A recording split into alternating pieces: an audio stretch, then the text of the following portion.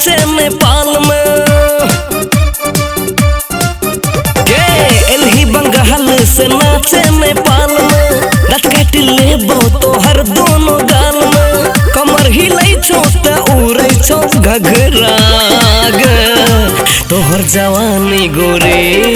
मिलके कले बखरा बच के रही है गे तू न त भजे तो लफड़ा एलही बंगाल से नाचे नेपाल में दाँत काट लेबो तोहर दोनों गाल में कमर हिलै छो त उड़ै छो घघरा तोहर जवानी गोरे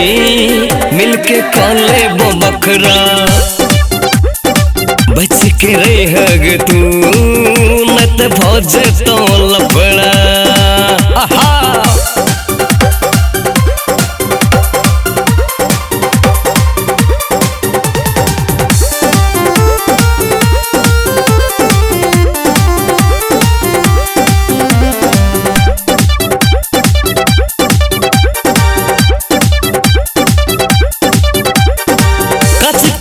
कच मार जवानी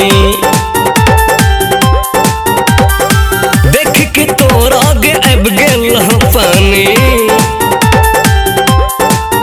गे कच कलिछी कच मार जवानी देख के तोरा गे अब गेल पानी करन गोरी एना बेसी नखरा तोहर जवानी गोरी मिलके कले बखड़ा बच के रही है गे तू न त भजे तो लफड़ा तोहर जवानी गोरी मिलके कले बखरा हाँ बच के रही है गे तू न त भजे तो लफड़ा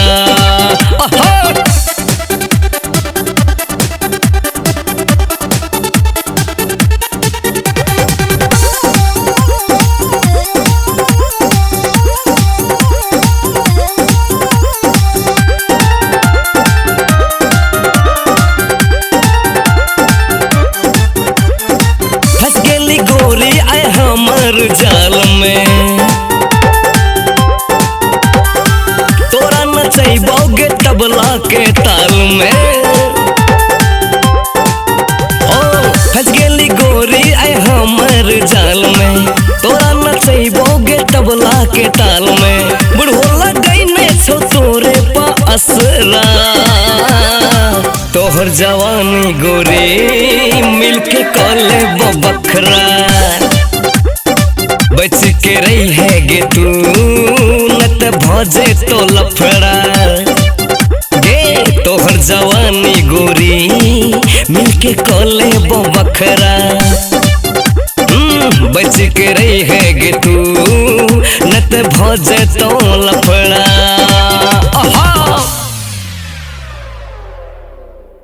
अगर आप भी चाहते हैं संगम मैथिली के वीडियो आप तक पहुंचे तो आप संगम मैथिली चैनल को सब्सक्राइब करें और बेल आइकन को दबाना